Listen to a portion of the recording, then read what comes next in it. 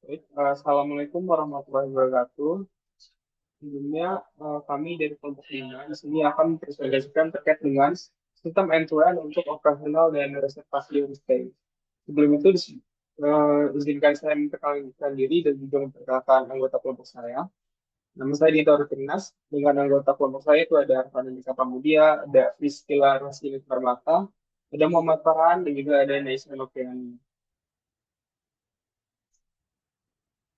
Yang pertama itu terkait dengan latar belakang dari eh, apa yang telah kami buat.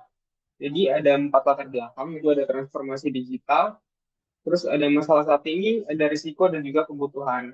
Nah, yang dimana ya, dengan transformasi digital, wisata modern sekarang ini beralih ke reservasi online. Jadi terkait dengan proyek kami yaitu tentang penginapan homestay, itu akan kami gunakan sebagai latar belakang dari transformasi digital, yaitu penggunaan reservasi online.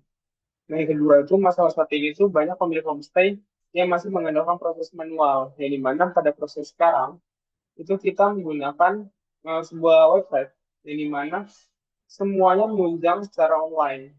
Jadi terkait dengan reservasi, mencatat, dan lain-lain itu secara online di website kami. Lalu yang ketiga itu resikonya itu adalah proses manualnya tadi. Jadi terkait dengan proses manual itu kurang efisien untuk di era sekarang. Jadi penggunaan kami membuat sebuah sistem operasional ini itu agar menunjang dari resiko ini. Jadi kita serba otomatis dari sebuah aplikasi. Lalu yang keempat itu adalah kebutuhan, yang dimana kebutuhan itu diperlukan sebuah platform yang terpusat untuk mengelola pesanan dengan mudah dan juga memberikan kemudahan registrasi bagi para tamu yang akan menginap nantinya. Nah, yang selanjutnya di sini adalah rumusan masalah, yang dimana rumusan masalah kami ada 4. Yang pertama itu bagaimana merancang sistem reservasi terpusat untuk mengotomatisasi pemesanan dan mengurangi resiko double booking. Terus, bagaimana menyajikan informasi properti seperti ketersediaan, biaya, maupun visual secara transparan untuk meningkatkan kepercayaan tamu. Lalu, bagaimana menyediakan fitur pencarian dan filter yang efektif bagi para tamunya. Lalu yang terakhir itu bagaimana kita mengintegrasikan fitur monitoring smart home ke dashboard API untuk meningkatkan keamanan dan operasional. Nah, di sini ada 4 tujuan proyek kami, yang dimana tujuan pertama itu untuk membangun sistem reservasi terpusat yang otomatis untuk mengelola pemesanan. Terus yang kedua, tujuan kami itu adalah untuk menghasilkan platform yang menyajikan informasi seperti secara detail dan transparan. Jadi ketersediaan real time, rincian biaya, dan juga foto-foto dari homestay tersebut ada. Lalu yang ketiga itu untuk menyediakan fitur pencarian dan juga filter yang intuitif terkait dengan proyek kami. Dan yang keempat itu adalah mengembangkan dan mengintegrasikan fitur pemantauan atau monitoring pada smart home, monitoring smart home pada dashboard yang ada di dashboard adminnya nanti. Lalu di sini kami juga membatasi terkait dengan masalah kami. Yang pertama itu fokus kami itu difokuskan pada proses reservasi, penyajian informasi properti, dan juga dashboard manajemen untuk pemilik hilang. Lalu terkait dengan smart home kami itu terbatas pada pemantauan monitoring saja. Jadi status perangkat itu tidak mencakup fungsi dari kontrol-kontrolnya. Lalu terkait dengan manajemen keuangan, sistem itu tidak mencakup akuntansi mendalam seperti laporan laba ruginya. Dan juga yang terakhir itu terkait dengan batasan akses, yang dimana akses kami itu hanya dari admin dan juga publik untuk ke para user atau tamu. Nah, di sini saya akan jelasin juga terkait dengan deskripsi umum dari eh, project dari reservasi kami. Jadi sistem end-to-end ini merupakan platform berbasis website yang terdiri dari dua sisi utama, ya, di mana ada sisi user dan juga sisi dari si admin. Nah, untuk user sendiri itu dia bisa mencari, bisa memfilter, bisa melihat detail-detail dari homestay-nya dan juga melakukan reservasi, pembayaran, dan juga memberi ulasan terkait dengan kamar-kamar ketersediaan dari si homestay tersebut. Nah, lalu yang kedua itu adalah platform dari si admin atau pemilik homestay-nya. Jadi si admin ini dapat mengelola data homestay, pemesanannya, yang udah booking siapa aja, terus laporan keuangan, dan juga memantau status smart home tadi. Terus terkait dengan sistem kami ini, kami ingin memanfaatkan itu yang pertama itu ada menghemat waktu dan tenaga dalam pengelolaan, lalu juga untuk meningkatkan pengalaman pengguna dan kepercayaan dari si pelanggan. Nah, untuk selanjutnya itu akan dijelaskan oleh rekan saya. Baik, perkenalkan nama saya Muhammad Farhan. Jadi di sini saya akan melanjutkan penjelasan dari teman saya. Dapat dilihat di sini ada karakteristik pengguna. Next. Nah, dapat dilihat bahwa terdapat tiga pengguna atau stakeholder, di mana pengguna yang pertama ini merupakan calon tamu, yang umumnya itu biasanya mahasiswa atau keluarga yang mencari homestay untuk liburan. Yang kedua yaitu ada pemilik homestay. Pemilik homestay ini bertugas sebagai admin, di mana dia ini dapat mengelola beberapa homestay sekaligus dan admin ini membutuhkan dashboard yang mudah digunakan serta fitur fitur monitoring keamanan. Lalu ada tim pengembang, di mana ini kami yang bertanggung jawab atas desain sistem, pengembangan, dan pengujian sistem agar stabil dan fungsional.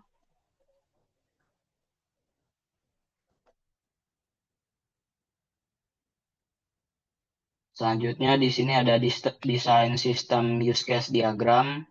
Dapat dilihat di sini terdapat dua user, yaitu user pengunjung dan admin atau pengelola.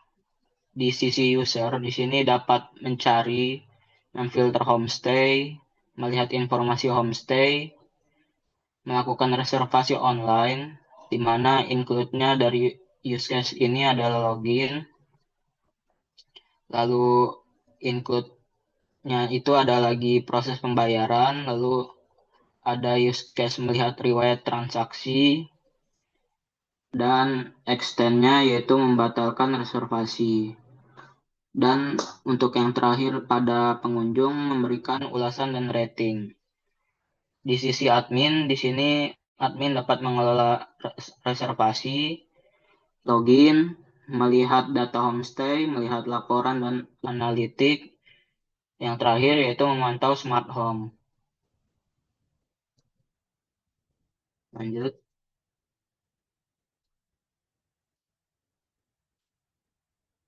Selanjutnya di sini ada desain sistem kelas diagram, di mana diagram ini menggambarkan struktur data dan hubungan antar objek dalam sistem.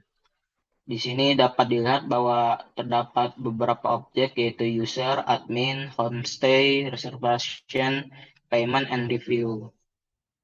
Di mana data-data ini objek-objek ini saling terkait satu sama lain.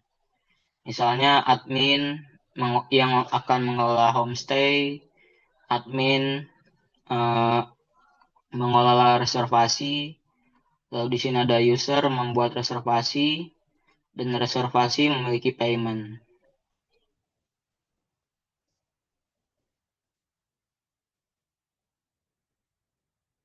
Lalu ada activity diagram dari admin. Jadi pada activity diagram admin ini terdapat pemilik homestay admin, di mana urutannya itu dia membuka halaman login, lalu melakukan login, menginputkan username dan password, lalu sistemnya ini akan memvalidasi.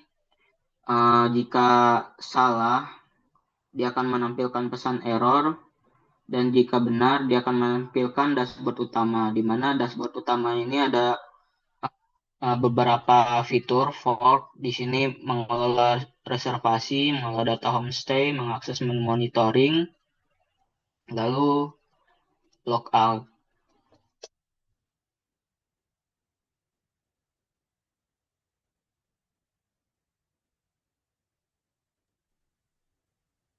Mungkin Baik, perkenalkan. Nama saya Priska Silormata. Nah, di sini saya akan melanjutkan penjelasan desain alur activity diagram dari teman saya. Nah, di sini saya akan menjelaskan desain alur activity diagram dari user.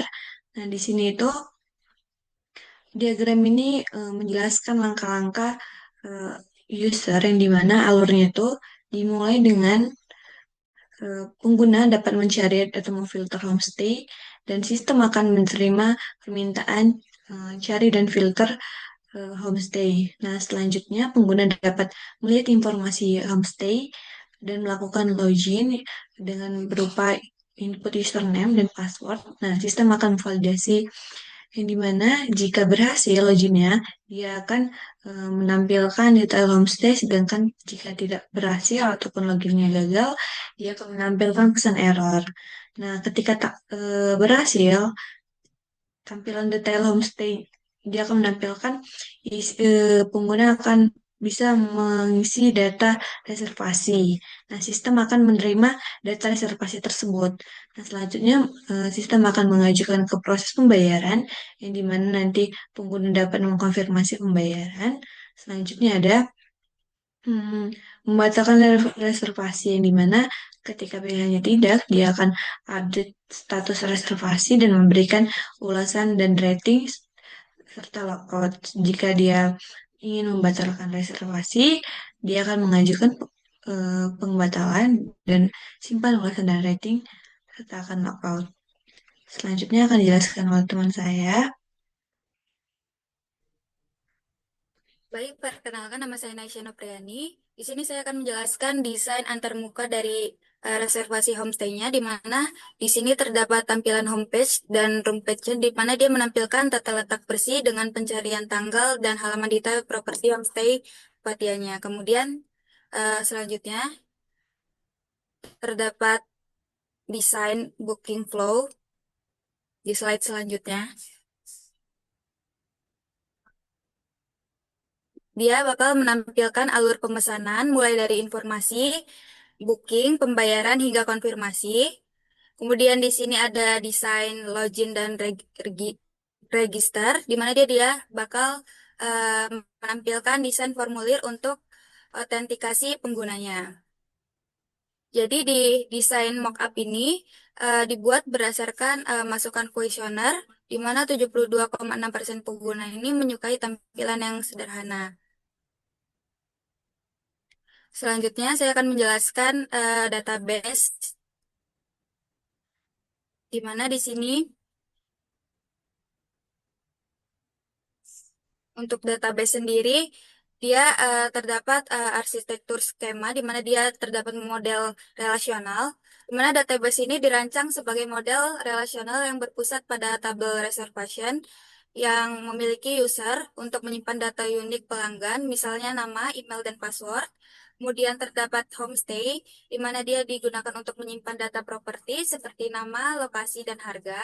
Kemudian terdapat reservation yang digunakan untuk tabel inti yang menghubungkan user dan homestay melalui foreign key. Kemudian ada payment yang terhubung satu ke satu dengan reservation untuk menyimpan detail status pembayaran. Kemudian ada review yang terhubung ke user, homestay, dan reservation. Hanya boleh ada satu review unik per reservasinya.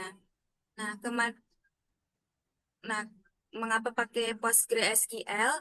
Nah, kita memilih PostgreSQL ini karena keunggulan yang spesifik untuk proyek ini, karena tipe data yang canggih. Jadi skema ini menggunakan tipe data JSON pada tabel homestay-nya.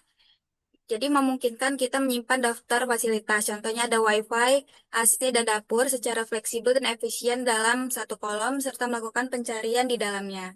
Kemudian, alasan memakai Postgres selanjutnya ada integritas yang data yang kuat, di mana Postgre ini sangat ketat soal aturan data. Jadi, kami memanfaatkan check constraint di tabel reviewnya untuk memaksa si kolom ini hanya menerima nilai antara 1 dan 5. Kemudian, mengapa kami pakai Supabase atau platformnya? Jadi, kita menggunakan Supabase sebagai database ini untuk mengatasi masalah alur kerja tim, di mana database-nya ini terpusat. Jadi, daripada developer memiliki database yang berbeda di Laragonnya, Kini semua tim terhubung ke satu database pusat di cloud. Kemudian ada zero maintenance, di mana dia sebagai software ini, base-nya ini mengurus semua infrastruktur. Kemudian dia alasannya cepat dan gratis.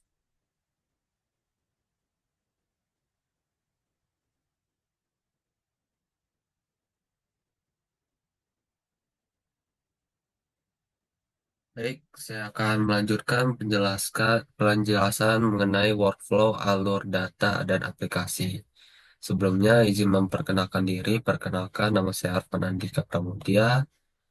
Baik, dari gambar diagram ini dibagi tiga streamline utama. Yang pertama itu pengguna atau front end-nya, kemudian aplikasi Laravel-nya atau back end-nya, dan database-nya. Di sini database yang kita gunakan adalah Supabase.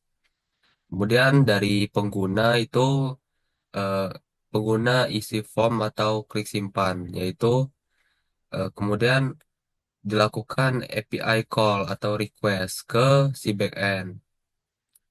Root akan menerima requestnya, kemudian eh, melanjutkan prosesnya, yaitu controller memproses datanya, lanjut model menyiapkan perintah SQL-nya, dilakukan perintah insert atau update ke database terpusat kita di Supabase berbasis cloud, kemudian data tersimpan atau terupdate. Lanjut, jika konfirmasi eh, dari database-nya sukses, akan menampilkan pesan siapkan respon berbentuk JSON, kemudian responnya dikirimkan ke pengguna. Next. Baik, ini workflow perubahan struktur database atau migration-nya. Jadi, bagaimana antar developer bisa mensinkronisasi perubahan yang terjadi di database. Misalkan developer A itu basisnya di lokal masing-masing. Pertama, mereka harus membuat file migrasi. Bentuknya PHP PHP gitu. Kemudian mengetikkan perintah PHP artisan make migration. Kemudian isi logika migrasinya yang kemudian di command line-nya eh, kita ketikkan migration up atau down. Jangan lupa kita push kodenya ke GitHub. Lanjut GitHub repo di sini file migrasi berbentuk .php-nya tersimpan. Kemudian pada developer B atau developer lain pada tim ini akan nge-pull dulu nih kode dari GitHub. Kemudian setelah di-pull atau sudah terrefresh, maka hal yang harus dilakukan yaitu menjalankan migrasi dengan perintah php artisan migrasi migrate. Nah, kemudian perintah ini akan nge-fetch atau mengambil datanya dari database cloud terpusat kita di Supabase. Lanjut. Nah, ini untuk perencanaan proyek work breakdown structure WBS. Nah, di sini eh, ada beberapa level antara level 1, level 2, dan kemudian ini juga dibagi menjadi 5 fase utama. Yang pertama itu fase 1, analisis kebutuhan. Untuk fase 1 ini, analisis kebutuhan diketuai atau penanggung jawabnya Priscilla. Kemudian fase 2, desain sistem dan antarmuka diketahui penanggung jawabnya Muhammad Farhan. Fase 3, pengembangan sistem atau development. Penanggung jawabnya untuk fase ini Dito Aryo Tringgenas. Kemudian fase 4, pengujian sistem atau testingnya, penanggung jawab untuk fase ini yaitu Naisha Nopriani. Lanjut fase terakhir yaitu implementasi dan deployment diketuai atau penanggung jawabnya saya sendiri.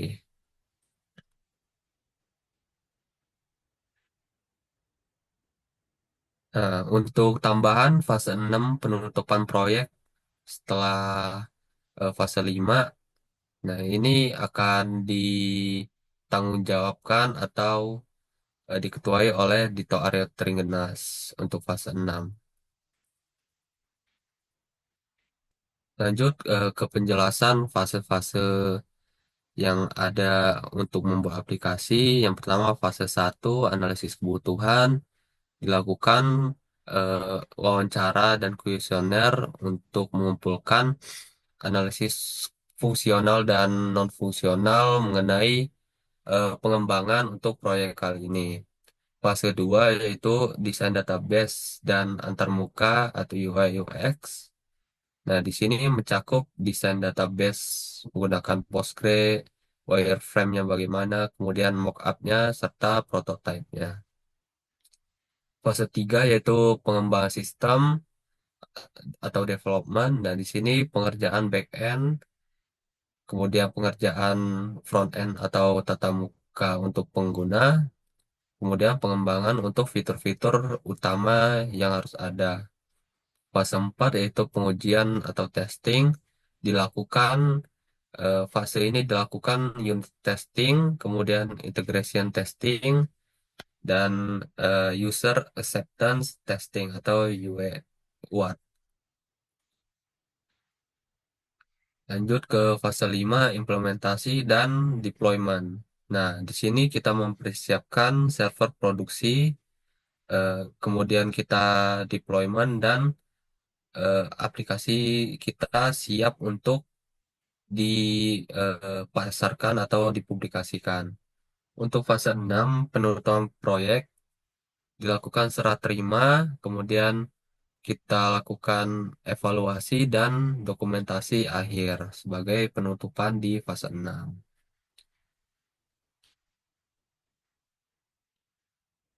Baik, sekian penjelasan dari saya. Akan dilanjutkan penjelasan berikutnya oleh teman saya. Baik, perkenalkan nama saya Friska Sinarmata. Nah, di sini saya akan menjelaskan perencanaan proyek ataupun timeline. Yang dimana di sini saya akan menjelaskan dari Gantt chartnya. Yang pertama itu ada perencanaan dan inisiasi proyek itu pada minggu pertama. Selanjutnya pada minggu kedua dan ketiga itu ada analisis dan kebutuhan. Minggu keempat dan kelima itu ada desain sistem dan UI UX. Selanjutnya ada minggu ke-6, 7, 8, 9. Itu kami melakukan pengembangan sistem. Selanjutnya ada minggu ke-10, ke-11, pengujian sistem. Untuk implementasi dan deployment itu pada minggu ke-12. Dan penutupan proyek itu pada minggu ke-12.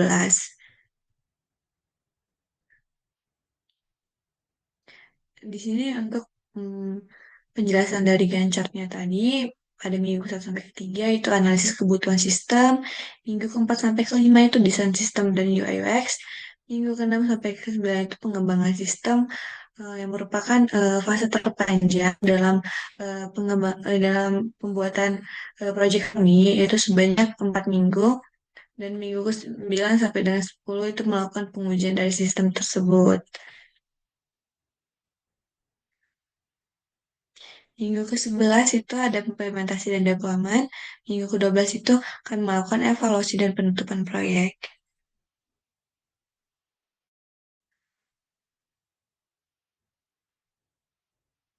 Nah, jadi kesimpulan dari eh, proyek yang telah kami buat itu, yang dimana rencana pengembangan sistem ini merupakan solusi yang komprehensif untuk mengatasi masalah pengelolaan homestay yang masih manual. Yang kedua itu ada sistem ini dibangun berdasarkan data dan analisis kebutuhan pengguna nyata dari kuesioner dengan prioritas pada transparansi, kepercayaan, dan kemudahan. Dan terakhir adalah dengan fitur esensial seperti reservasi efisien dan dashboard manajemen terpusat, platform ini diyakini eh, dapat meningkatkan efisiensi operasional pemilik dan kepuasan dari pelanggan.